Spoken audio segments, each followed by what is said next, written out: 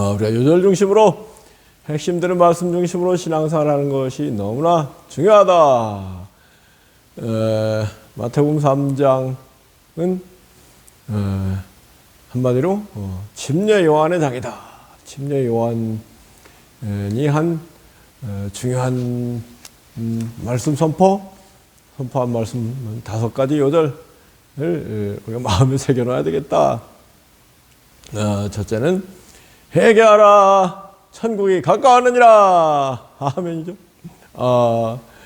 회개 침례를 선포하고 실행했다. 침례 받는 일을 통해서 죄 용서를 받는다. 그래서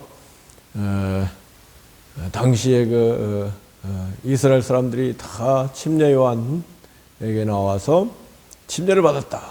침례 요한이 그 출생부터 심상치 않고 삶 자체가 그야말로 완전히 그 선지자처럼 광야에서 살면서 메뚜기하고 들꿀을 먹고 또 약대 털옷을 입고 허리에 가죽띠를 띠고 회개하라 천국이 가까웠다 선포하니까 이스라엘 사람들이 다 가서 죄를 자복하고 침례를 받았다.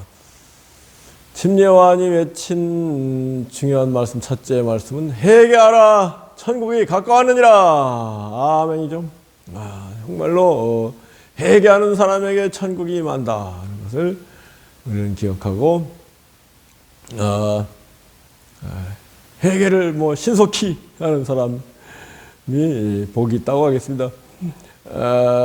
로마 기독교를 공인한 콘스탄티누스 황제는 침례받으면 그 전에 지은 죄가 다 용서된다 그러니까 그럼 나는 죽기 전에 침례를 받겠다 그렇다고 하는데요.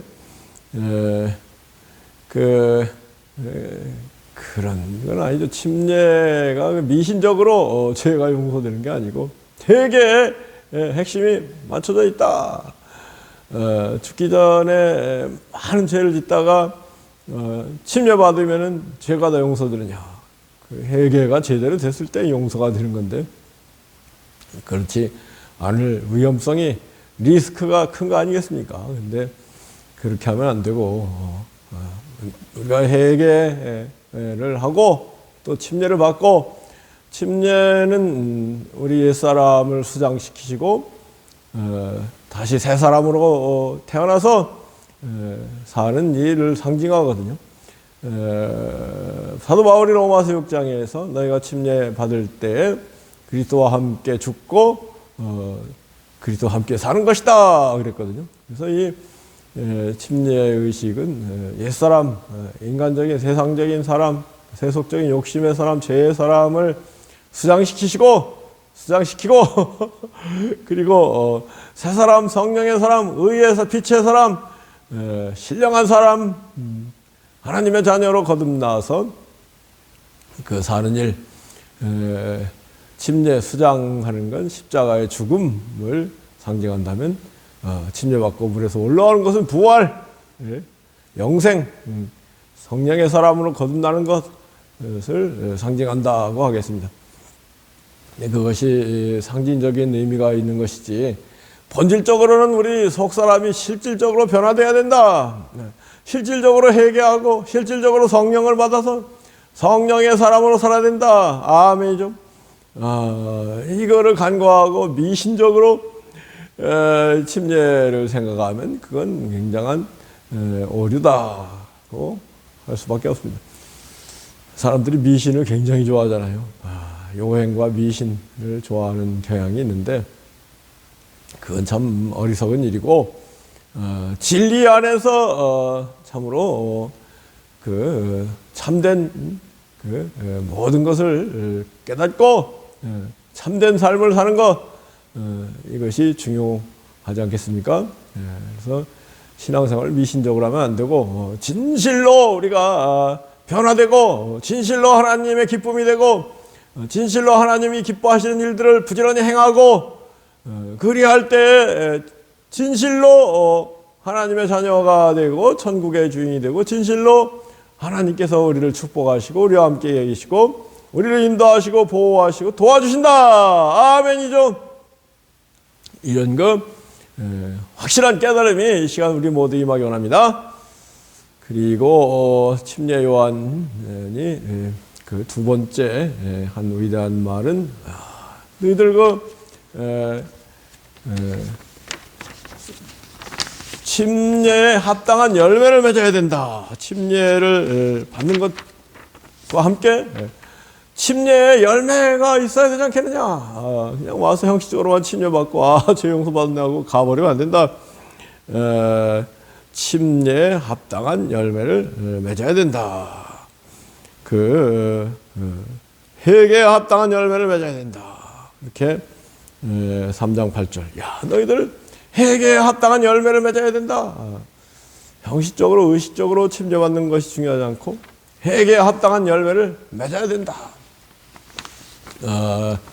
누가복음 3장에서 침례 요한이 회개에 합당한 열매, 구체적인 열매. 야, 너희들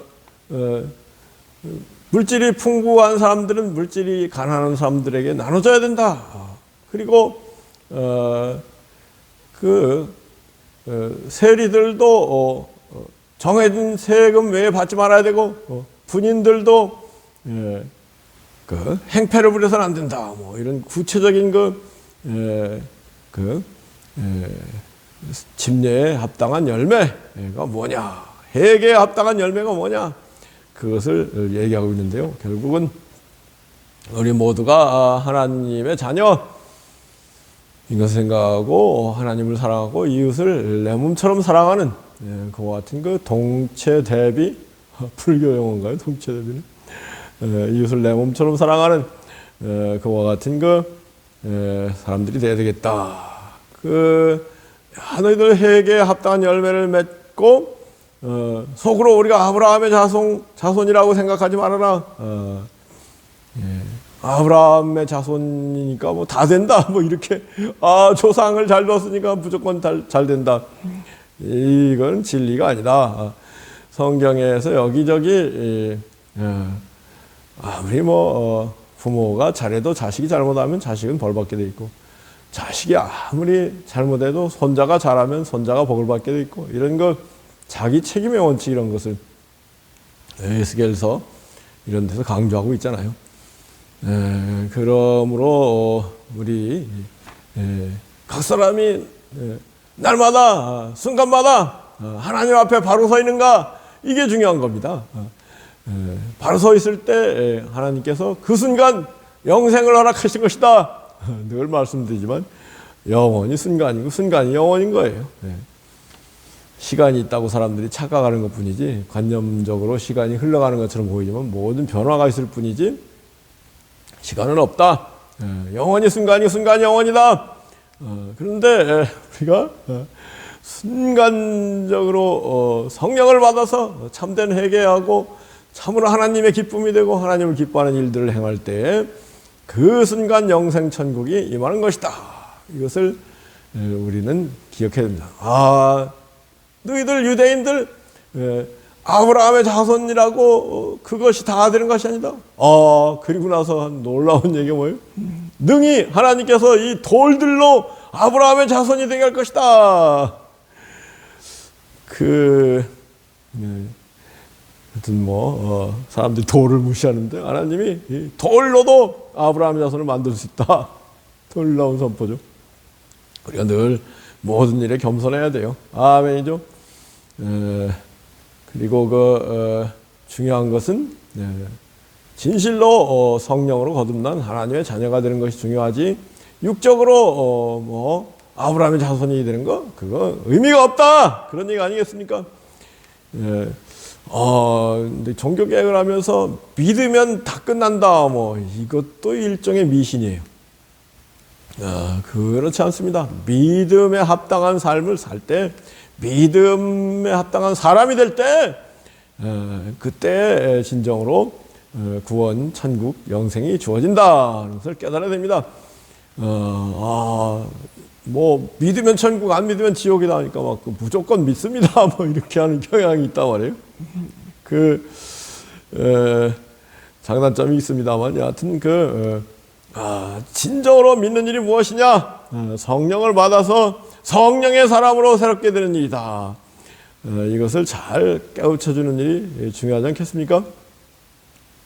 그리고 나서 이제 침례 요한이 한 얘기가 이미 도끼가 나무 뿌리에 놓였으니 좋은 열매 맺지 않은 나무보다 찍혀 불에 던질 것이다. 좋은 열매 맺지 않는 나무는 소용없다. 좋은 열매를 맺어야 된다. 우리 주님께서도 선한 나무면 선한 열매가 맺고 악한 나무면 악한 열매가 맺힌다는데 정말로 우리가 선한 나무, 본질적으로 선한 나무, 본질적으로 성령의 사람으로 변화되는 것, 이것이 너무 중요하다고 하겠습니다. 10절하고 12절은 같은 말씀이라고.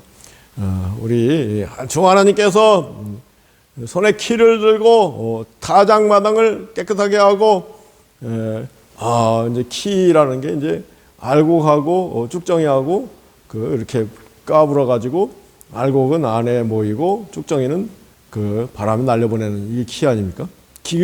손에 키를 들고 타작망을 정하고 알곡을 모아서 곡간에 드리고 알곡은 천국에 드리고 쭉정이는 꺼지지 않는 불에 던지우리라.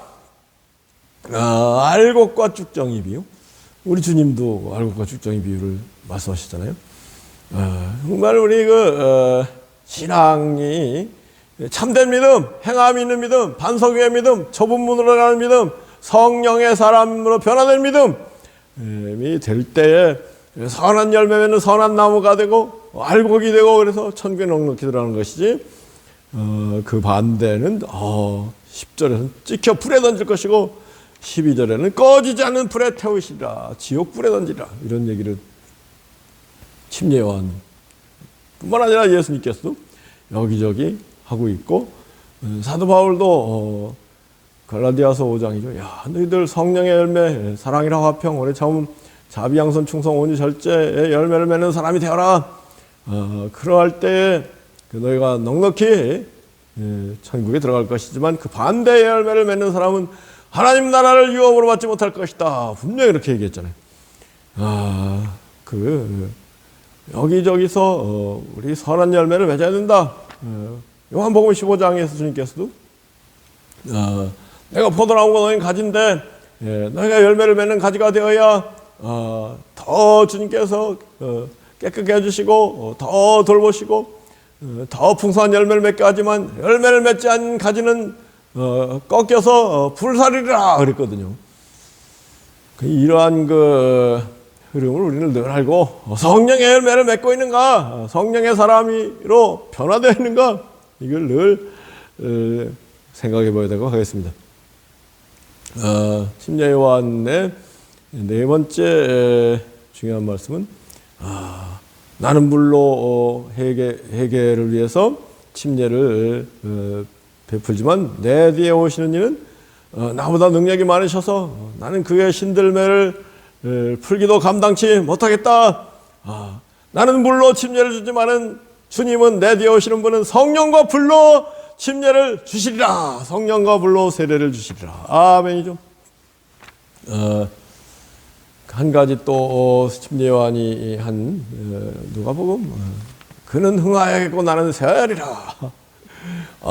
침례 요한이 결국 자기 사명이 예수님의 길을 안내하는 안내자고 실제로 구원의 역사는 예수님을 통해서 펼칠 것을 알고 주님이 흥하게 될 것이고 나는 세어야 될 것이다.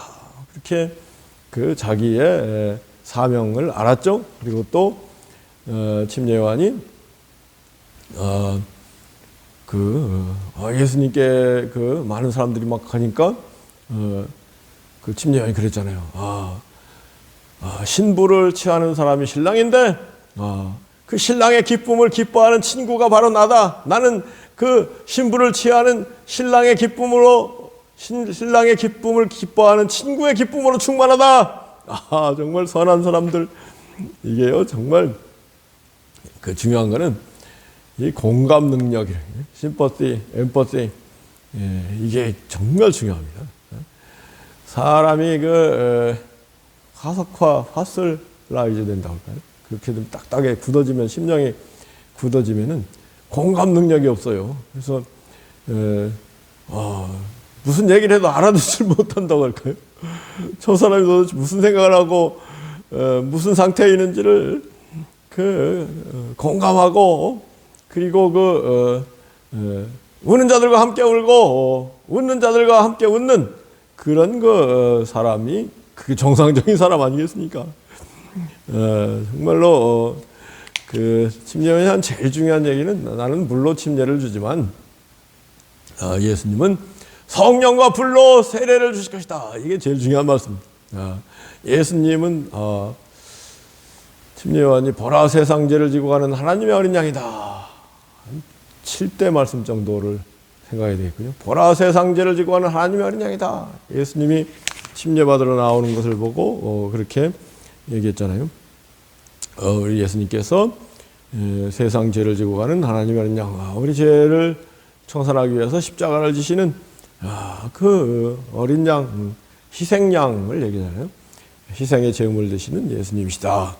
그러면서 우리 예수님은 성령과 불로 세례를 주실 것이다. 아멘이죠.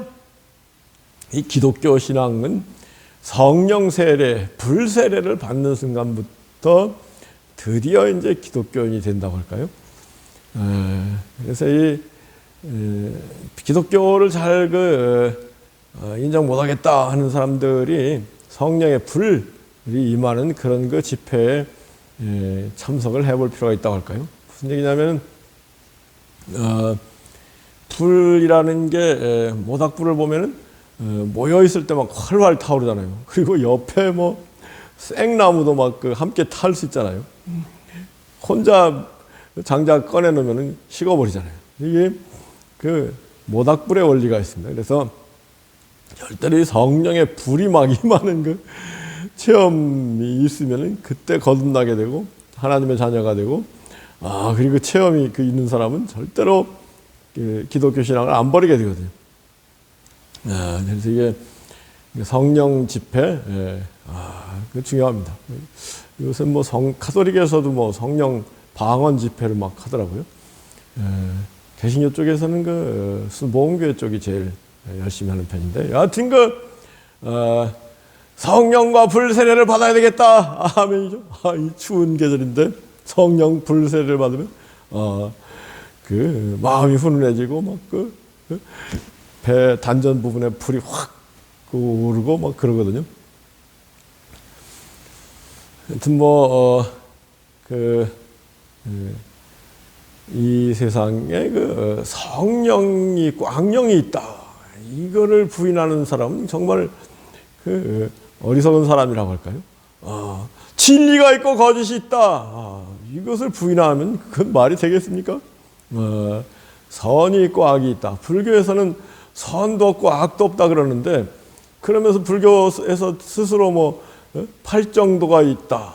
팔정도를 잘 수행해서 해탈을 하고 열반, 극락, 부처의 경지에 이른다. 이러면서 팔정도를 낚아야 된다. 정도, 바른 길이 있다. 그 얘기는 그 반대의 사도가 있다는 거 아니겠습니까? 정도는 선한 것이고 사도, 사악한 길은 악한 거 아니겠습니까? 불교 믿는 사람들 정신 차려야 돼요. 그냥 불교의 뭐랄까요, 논리 체계, 관념 체계에 함몰돼 가지고 이게 다 됐다 이렇게 생각하면 그건 어리석은 거예요. 성령의 세계가 있고 악령의 세계가 분명히 있다. 근데 우리 주님께 나와서 모여서 힘써 기도하면 성령의 불세례가 임한다. 우리 주님께서 마태복음 7장에 구하라 주실 것이요 찾으라 찾으실 문을 두드리라 할 것이다. 구하는 자에게 좋은 것을 주지 않겠느냐. 그러면서 또 누가복음 11장에서는 똑같은 말씀인데 뭐라고 그랬어요? 구하는 자에게 성령을 주지 않겠느냐. 그래서 우리 주먹 불끈이고 쥐야! 아멘이죠. 손을 높이 들고 쥐야! 막 부르짖어서 기도하고 주야 찬송으로 막 불길 같은 성신여 간구하는 우리의 진강 임하셔서 영광 보여 줍소서 이여 임하사 우리 영의 소원을 만족하게 하소서 기다리는 우리에게 불러 충만하게 하소서. 아멘이죠. 이런 거 성령의 불이 임해서 성령의 사람, 신령한 사람, 천상의 사람, 초월의 사람으로 변화된 새 사람이 되어야 되는 겁니다. 사도 바울 누구든지 그리스도 예수 안에 들어오면 새로운 사람이 된다. 새로운 피조물이 된다. 아멘이죠. 신령한 사람이 되어야 되는 것입니다. 근데 우리 예수님도요, 침례요한한테 나와서 이제 침례를 받잖아요. 그럴 때, 예수님 침례를 받고 물에서 올라오시니 하늘이 열리고 하나님의 성령이 비둘기같이 주님 위에 임하여 계셨다. 그리고 하늘에서 이는데 사랑하는 아들은 내 기뻐하는 자다. 그런 그 음성이 들렸다. 그리고 나서 이제 마태복음 4장에서 주님께서 성령에 이끌려서 이렇게 저렇게 움직이시는 내용들이 나오잖아요. 그래서 이 순종하는 사람에게 성령이 임한다. 아멘. 절대 성령이 얼마나 좋은가를 알아야 되겠고 동기부여가 중요하죠. 성령을 받으면은 하나님의 자녀가 되고 천국의 대사가 되고 천국이 임하고 하나님의 인도 보호 도우심을 생생하게 확실하게 풍성하게 구체적으로 날마다 체험하게 된다. 아멘이죠. 그러한 성령 받는 것이 얼마나 좋은가 깨달으면 기도하고 아멘이죠. 그리고 또 주님 말씀이고 성령인 걸 깨달아서 주님 말씀을 사랑하고 무엇보다도 순종할 때 기도하라고 했으니까 기도하고 예배에 들어가서 예배 드리고 아멘이죠. 성결한 삶을 사는 성결하고 겸손한 사람이 겸손하고 그리고 복음을 전하라고 했으니 전도하고 그 침례 받아라 그것도 하나 순종할 일이죠. 이와 같이 주님께서 우리에게 하기를 원하시는 일들을 부지런히 해나갈 때 성령의 충만함이 주어진다. 아멘이죠. 이 유튜브를 통하여 은혜 받은 사람들 정말로 성령이 얼마나 좋은가 깨달으시고 성령 받기 위해서 한 7가지 기, 말, 예, 봉, 성전예, 기도, 말씀, 예배, 봉사, 기말전 예봉 5가지인가요? 하여튼 부지런히 주님께서 우리에게 하라고 하신 것들을 늘 순종하는 그런 삶을 통해서 성령 충만이 주어지고 성령 충만이 주어지면 천국이 임하고 모든 것이 끝나버린다. 더 바랄 것이 없다. 이런 축복이 이 성탄 계절에 우리 모두에게 임하기를 예수 그리스도로 축복하기도 합니다. 아멘.